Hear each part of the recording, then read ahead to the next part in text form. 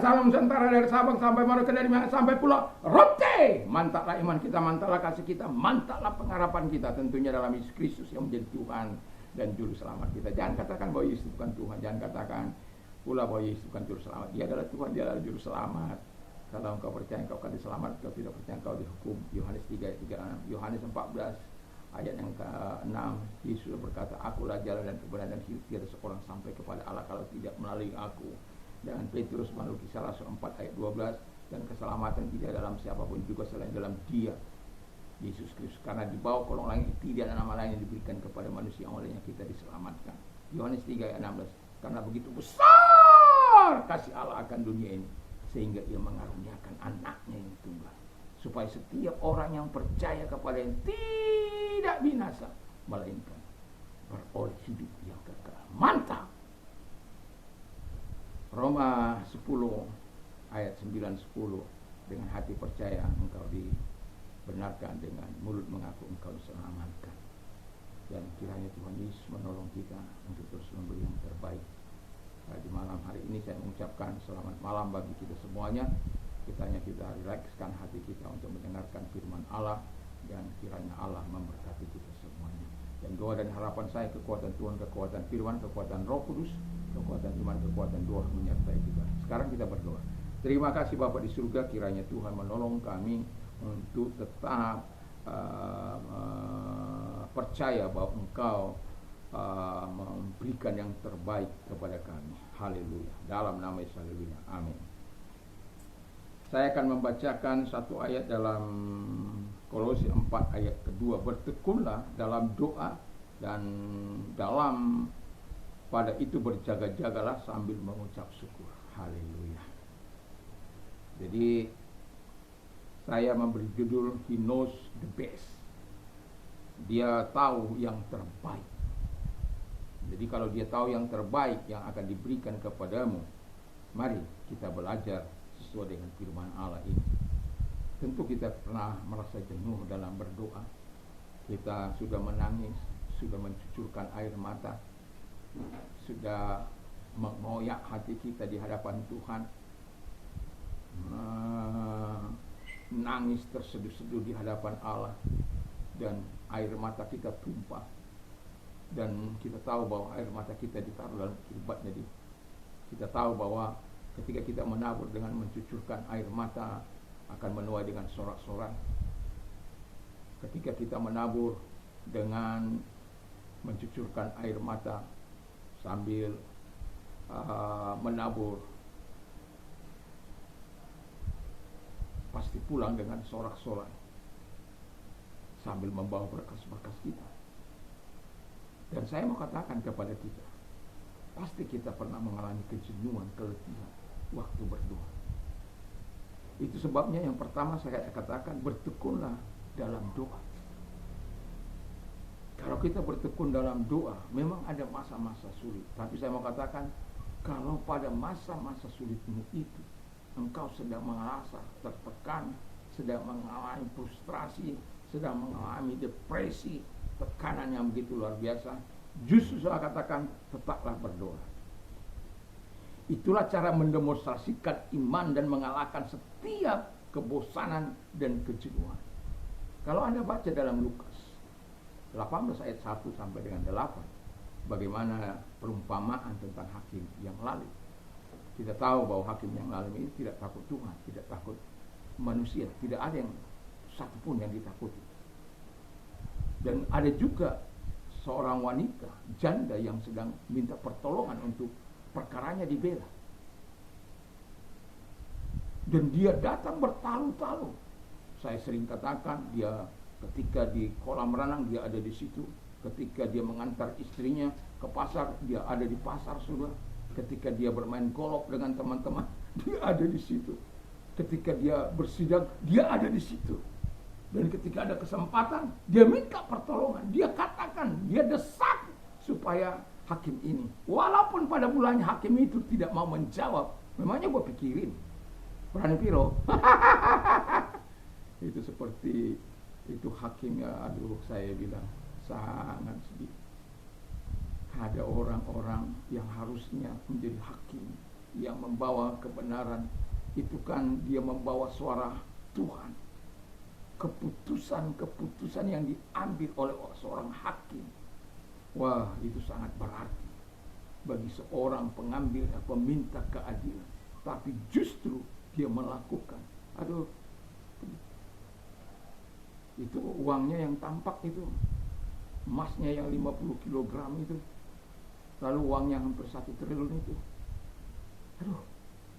Saya bilang, kok ada orang manusia yang sudah mendapatkan yang terbaik dari negara ini, rela menjual. Ya itulah kalau orang-orang melepaskan imannya. Allah tidak melihat soal posisi, Allah melihat iman. Nah, kembali kepada orang ini. Hakim itu tidak takut akan Tuhan, tidak takut juga pada manusia. Tapi karena wanita ini terus mendesak, di mana dia ada di situ wanita ini selalu ada untuk meminta pertolongan di mana saja. Jadi dia sudah mungkin minta schedule daripada hakim ini dari ajudannya. Ini dia kemana, hari ini dia kemana, hari ini dia kemana. Kan gitu kan. Haleluya. Nah, itu sesuatu yang luar biasa.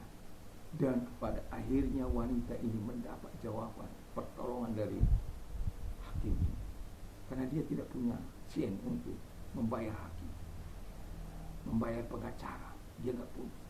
Makanya hakim itulah tempat dia meminta pertolongan, karena kalau hakim itu katakan A, maka A. Dan pada akhirnya dia dibela karena wanita ini menyusahkan dia. Bukan karena dia ikhlas, rela, tidak. Nah, Alkitab mengatakan kalau hakim yang tidak takut akan Tuhan dan tidak takut manusia ini, tahu menjawab, memberikan pemberian yang, apalagi Bapamu yang di surga, dia bukan hakim yang lain, dia hakim yang adil, hakim yang benar.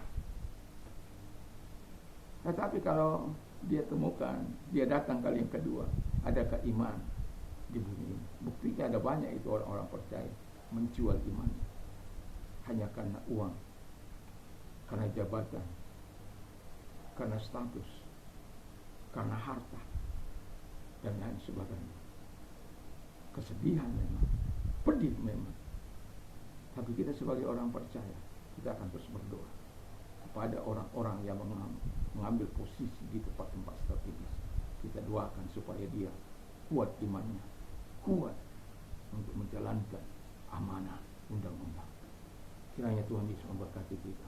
Nah, kita harus berdoa tanpa berkeputusan. Tetap berdoa. Walaupun kita belum mendapat, ketahuilah, kalau engkau terus berdoa seperti wanita ini, pasti akan tiba jawaban itu. Dengan cara Tuhan. Ya, walaupun kadang-kala seperti saya katakan, Tuhan, kalau tanggal 31 yang baru lalu, ya, kau tidak menjawab, maka izinkan saya untuk menggunakan surat rumah saya, sertifikat rumah saya bohongkan kepada. Tapi saya sebenarnya berkeberatan tanggal 31. Tapi tanggal 1 orang, tanggal 1 Tuhan menolong tanpa harus meminjam ke bank, tanpa harus membayar bunga.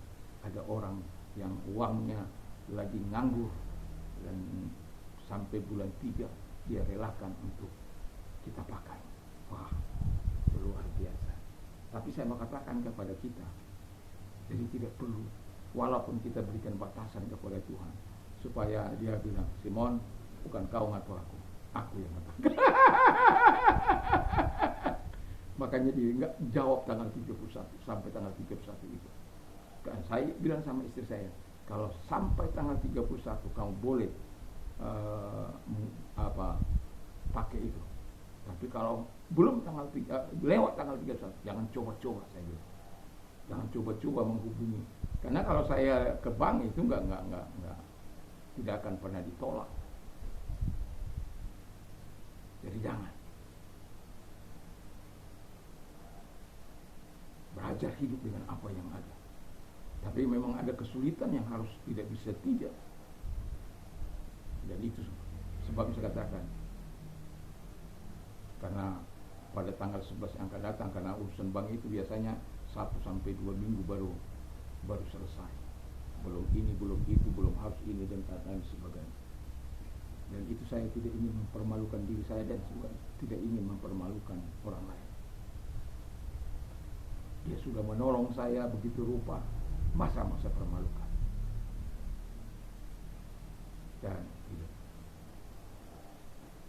Dan ketika saya berkata sampai 31, dan saya tanya istri saya, tanggal 1 sudah Tuhan jawab, bahkan sudah langsung ditransfer.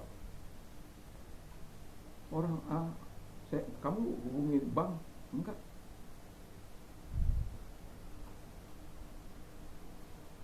Jadi yang mau saya katakan, apa yang saya jawab itu sebenarnya Tuhan dengar.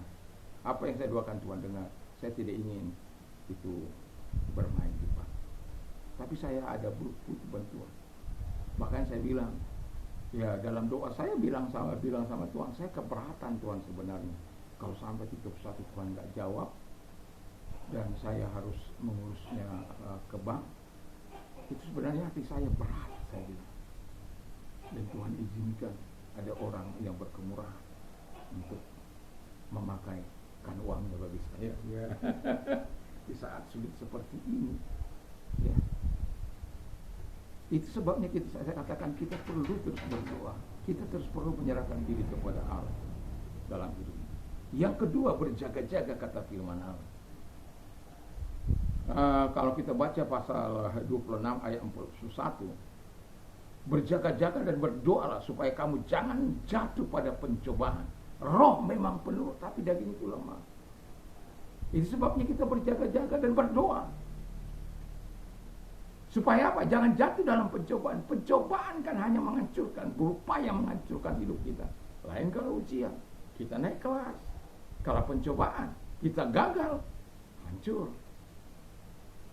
Kalau ujian, kita gagal, ya mungkin Tuhan katakan, ya kamu belum naik kelas.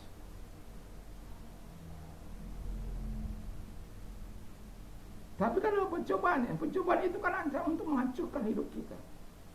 Itu sebabnya Tuhan katakan pencobaan-pencobaan yang diberikan tidaklah melebihi kekuatan kita.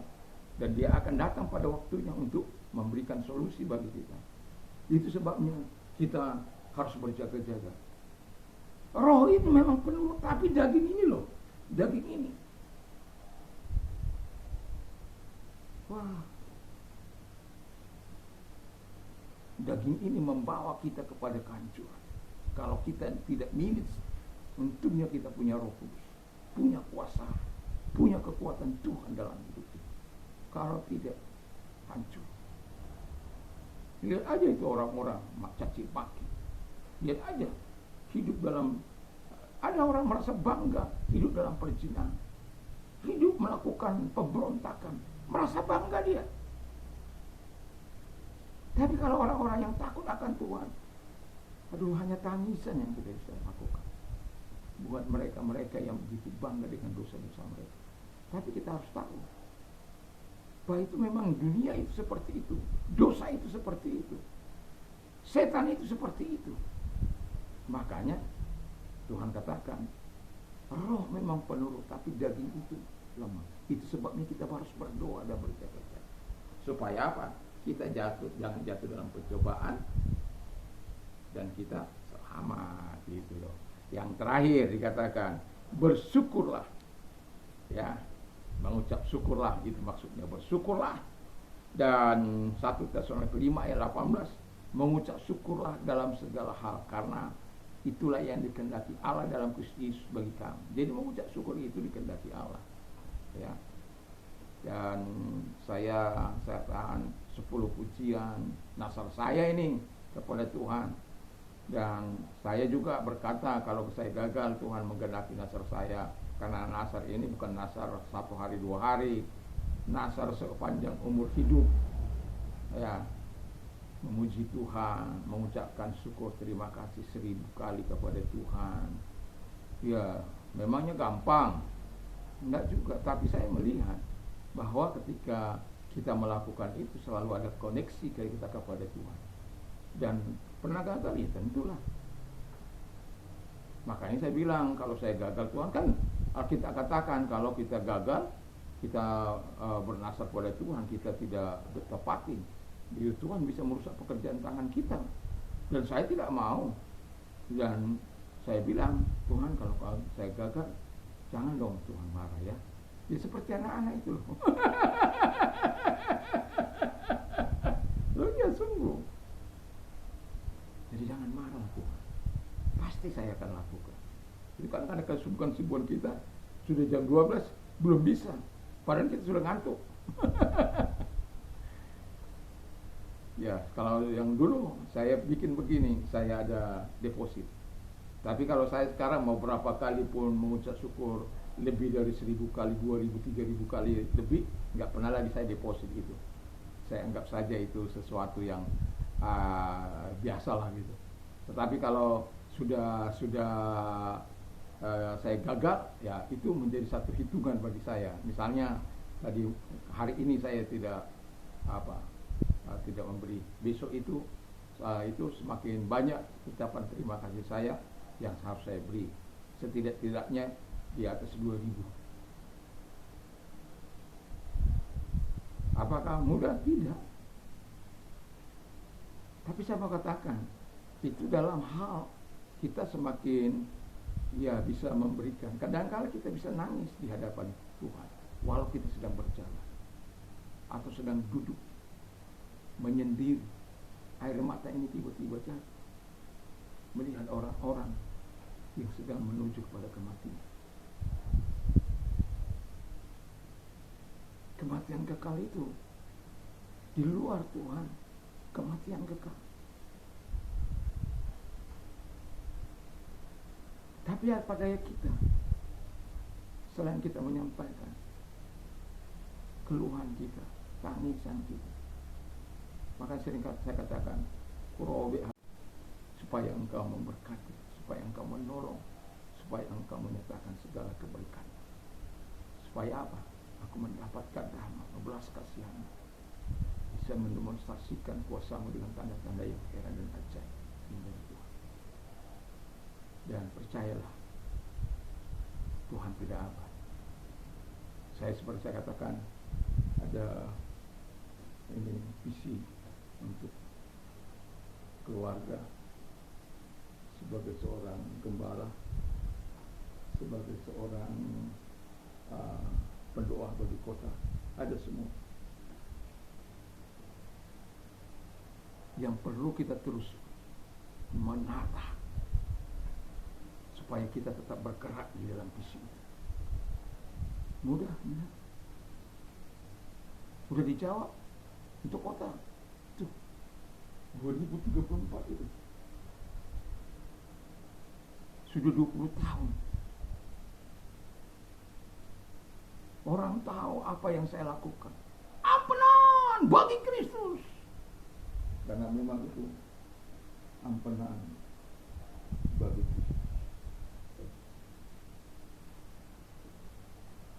Ya, saya berharap kita tidak pernah jenuh untuk berdoa, tidak pernah jenuh untuk berjaga-jaga, dan terus mengucap syukur dalam hidup kita. Dan Tuhan senantiasa menyatakan segala kebaikannya kepada kita. Kita berdoa, terima kasih Tuhan, biarlah Tuhan menolong kami, memberkati kami, menyatakan segala kebaikan-Mu bagi kami di dalam nama Tuhan Yesus Kristus. Dan segala pekerjaan jahat kami perintah keluar. Terima kasih.